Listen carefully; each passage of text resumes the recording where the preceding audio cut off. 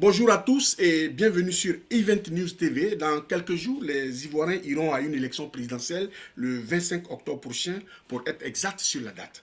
Les Ivoiriens qui sortent d'une grave crise lors de la présidentielle passée de 2010 voudraient bien savoir ce que les candidats en lice leur proposent en 2015. Pour en parler, nous recevons sur ce plateau les représentants des candidats ici en France pour vendre les postulants qu'ils soutiennent. Et notre premier invité, ce sera M. Georges Aka, qui est le représentant du candidat du FPI, M. Pascal Afi Nguessa. Bonjour, M. Georges Aka. Bonjour, Et merci Augustin. d'avoir surtout accepté notre C'est invitation. moi. Alors, cette émission, on vous l'a dit, va durer juste 20 minutes. Vous avez 20 minutes pour parler à nos téléspectateurs, pour leur dire ce que vraiment votre candidat propose aux Ivoiriens qui sont effectivement, comme on le sait, tous blasés de ce qui leur arrivait en 2010. Qu'est-ce qu'ils doivent attendre de cette élection de 2015? C'est à vous de leur dire. Mais avant cela, on va vous demander tout simplement de parler du projet de société de votre candidat. Et puis, on a fait un constat sur le terrain ici en France, alors que le FPI est presque majoritaire. On ne vous voit pas faire campagne. Alors, qu'est-ce qui se passe? Vous allez nous l'expliquer. Et puis ensuite, est-ce à dire tout simplement que les 19 000 voix de la France n'intéressent pas le candidat Pascal Afi Nguessa? Ensuite, qu'est-ce que Afi Nguessa propose concernant la réconciliation, la cohésion sociale, l'économie et le social hardy? Enfin, on se rend compte aussi que le nom du président Laurent Gbagbo revient partout. Même les militants du RDR se servent de ce nom aujourd'hui pour faire campagne. Alors, est-ce à dire que celui qui ne lie pas son destin à celui du président Laurent Gbagbo ne peut pas gagner cette élection? Monsieur Georges Aka, face à la caméra, vous avez la parole. Merci Augustin, merci de me donner la parole au nom de mon candidat, Pascal Affinissant, candidat du Front populaire ivoirien, pour m'adresser à vos auditeurs. Donc, je voudrais d'emblée répondre aux questions que vous avez posées, donc aux préoccupations que vous avez évoquées. Alors, ensuite, enchaîner avec le projet de société. Bon, vous demandez si on ne fait pas campagne en France et que on ne tient pas compte des 19 000, des 19 000 électeurs qui résident en France. Sur ce plan-là, je voudrais vous rassurer. Vous savez, en campagne, ce ne sont pas les moyens qui déterminent une bonne campagne. Il y a deux éléments sur lesquels nous pouvons compter pour une campagne. Il y a les moyens, il y a la stratégie.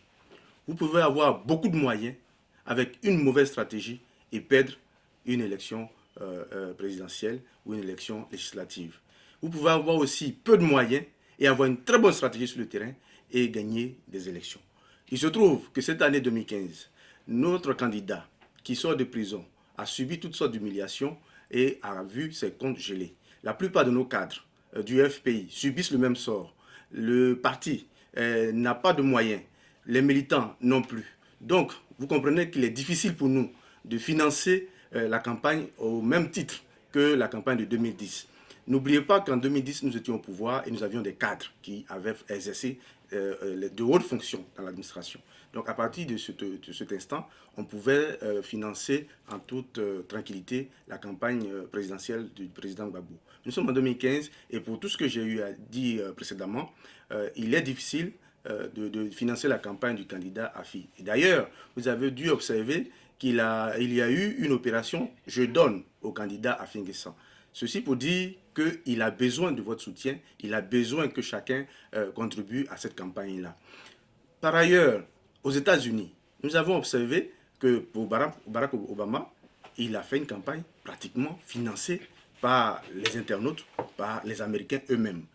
Donc, cela veut dire que si vous ne nous voyez pas sur le terrain de France à faire des actions d'éclat, c'est parce que nous sommes limités dans les moyens. Mais nous avons opté également pour une stratégie de porte-à-porte. Donc nous sommes effectivement sur le terrain, nous rencontrons les militants et nous fonctionnons par îlotage. Donc nous allons vers les militants, leur parler chez eux, nous nous déplaçons, nous les appelons et donc nous faisons une campagne avec une autre stratégie que celle que vous avez eu l'habitude de voir. Donc je pense que c'est ce qui fait que vous exprimez votre inquiétude. Donc je voudrais vous rassurer, nous faisons campagne en France les 19 000 électeurs qui sont recensés sont appelés à aller retirer leur carte d'électeur et à aller voter le 25 pour notre candidat Afi pour qu'il puisse aider les Ivoiriens avec son programme de société et que Ouattara soit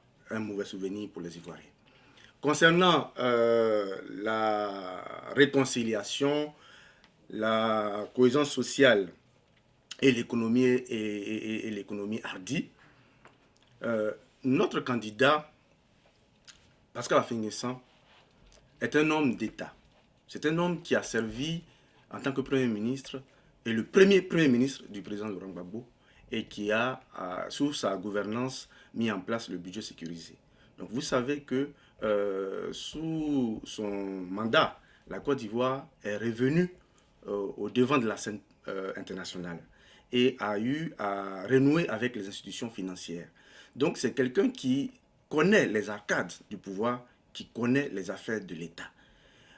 En fonction de toute cette expérience, il a proposé aux Ivoiriens un programme qui tourne autour de 4 défis. Donc le premier défi, c'est le défi de la réconciliation, de la paix et de la consolidation des fondements de la République. Le deuxième défi, c'est le défi de la reconstruction économique, la lutte contre la pauvreté et l'épanouissement social. Et le troisième défi, c'est le défi de la gouvernance politique, la gouvernance des institutions, la gouvernance administrative et la gouvernance judiciaire et économique.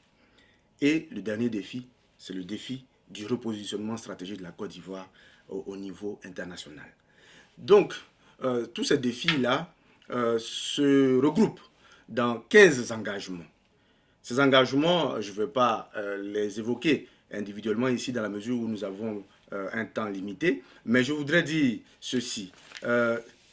Les points forts de ces engagements se résument à la réconciliation par les États généraux de la République. Nous avons connu 20 ans de crise, durant laquelle des Ivoiriens ont été tués, des Ivoiriens ont été meurtris.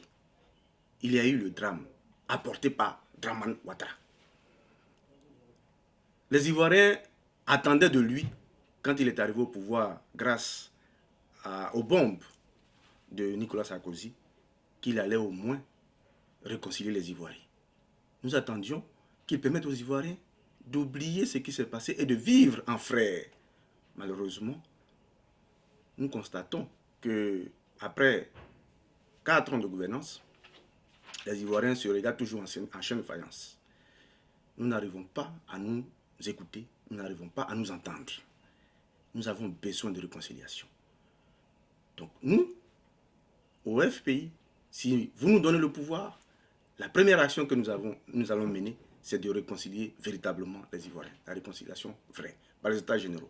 Il s'agit tout juste de faire venir les acteurs majeurs de cette crise, y compris le président Laurent Gbagbo lui-même, qui est détenu à La Haye injustement et qui a été déporté par les soins de Ouattara, pour qu'ils viennent et face à Ouattara, face aux autres acteurs, et qu'ils se parlent, et que les Ivoiriens se parlent, et que les problèmes qui nous minent soient réglés, que nous en débattions.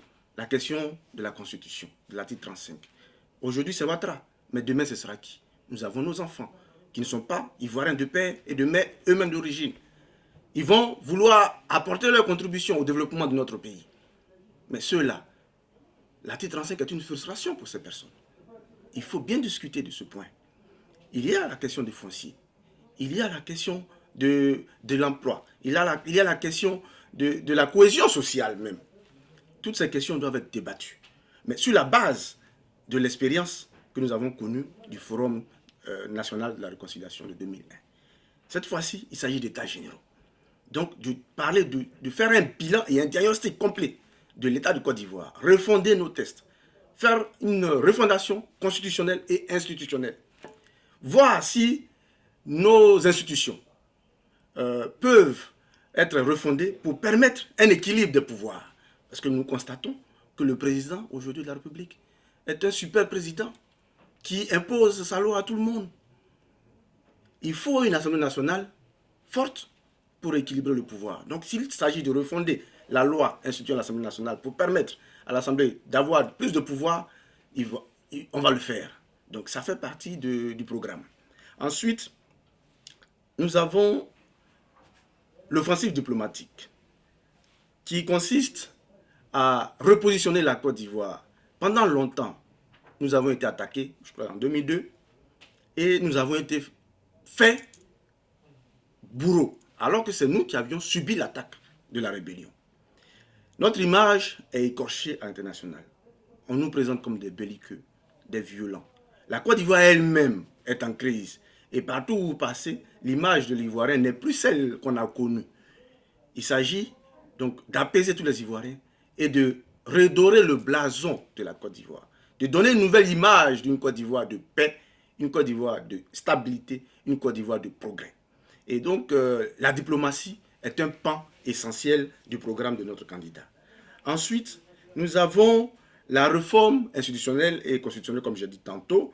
Nous avons également, pour gérer les questions d'emploi, les questions économiques, les questions de pauvreté, nous suggérons la régionalisation du développement, qui consiste à déléguer le pouvoir aux différents conseils généraux de créer des activités économiques et de développer les différentes régions avec des dotations et avec un programme bien précis. Et ensuite, nous avons le fonds souverain, qui est un fonds que l'État mettra à la disposition de tous les Ivoiriens qui ont des projets d'industrialisation, des projets économiques, qui viendra en soutien à leurs activités, de sorte à ce que ceux-ci puissent mettre en œuvre leurs actions, et puis l'État progressivement va se retirer de cette activité pour permettre au privé de prendre place. Ensuite, nous avons observé que le pouvoir en place, dans le cadre de la campagne, utilise ce qu'il appelle le programme présidentiel d'urgence pour, sous le couvert de visite d'État, pour mener des actions ponctuelles de développement dans les villes et communes visitées. Ce n'est pas une façon de faire. Donc, ce programme d'urgence, nous allons le supprimer carrément parce que nous estimons qu'il est dépassé. Le tout-puissant président qui décide de où est-ce qu'il doit développer, de où est-ce qu'il ne doit pas développer, parce que celui-ci a été récalcitrant ou parce que celui-ci a été docile, ça, c'est du passé. Nous voulons une démocratie, et donc dans une démocratie, tout le monde doit avoir les mêmes chances, et ce n'est pas au président de décider qui est-ce qu'il doit développer et qui est-ce qu'il ne doit pas développer, ou où est-ce qu'il doit développer et où est-ce qu'il ne doit pas développer. C'est au plan général, au plan directeur de la Côte d'Ivoire de déterminer ce qu'il y a à faire comme action. C'est aux régions de déterminer ce qu'il y a à faire comme action en fonction des moyens qui leur sont mis à disposition. Ensuite, nous avons la professionnalisation des secteurs et des métiers informels. En Côte d'Ivoire, aujourd'hui, pour 10 000, on va dire 10 000 secteurs d'activité, vous avez 1 000 qui sont formels et 9 000 qui sont dans l'informel. Comment 1 000 secteurs peuvent supporter 9 000 secteurs? C'est compliqué et c'est difficile. Et c'est ce qui fait qu'on a l'impression qu'il y a beaucoup de chômage parce que ceux qui sont dans le secteur informel ne sont pas identifiés, ils ne sont pas immatriculés. Donc ils sont considérés comme des non-travailleurs, comme des non-actifs. Il s'agit de professionnaliser ces différents secteurs-là. Donc d'immatriculer, que vous soyez cordonnier, que vous soyez coiffeur, que vous soyez vendeur de garba, que vous soyez mécanicien, votre métier sera professionnalisé, vous serez identifié et vous aurez les moyens formels, donc des banques, des appuis structurels de l'État pour pouvoir mener bien vos activités et mener à bien votre vie économique. Donc la professionnalisation des secteurs d'activité et des secteurs informels est un pan qui va s'accompagner par la mise en place des banques de métiers. Par exemple, la banque de développement de l'agriculture, la banque de développement du secteur artisanat. Donc ce sont des projets que nous comptons mettre en œuvre pour aider la population ivoirienne. Maintenant, concernant la question sur l'utilisation du nom du président Laurent Gbagbo. Vous savez que le président Laurent Gbagbo est celui-là même qui a apporté le multipartisme en Côte d'Ivoire. C'est un homme qui a qui a formé tous les Ivoiriens de l'esprit démocratique et de l'esprit de la politique, qui a formé les Ivoiriens de l'esprit de la politique. Laurent Gbagbo, malheureusement, subit une injustice à l'Aïe. Si son ombre ne planait pas sur ces élections, on n'aurait pas vu un défilé à l'Aïe de prétendants au palais présidentiel que sont Kakabe, Essi Amara, Bani et autres. Cela veut dire que la présence de Gbagbo est nécessaire dans la politique ivoirienne. La présence de Gbagbo est nécessaire pour la réconciliation en Côte d'Ivoire.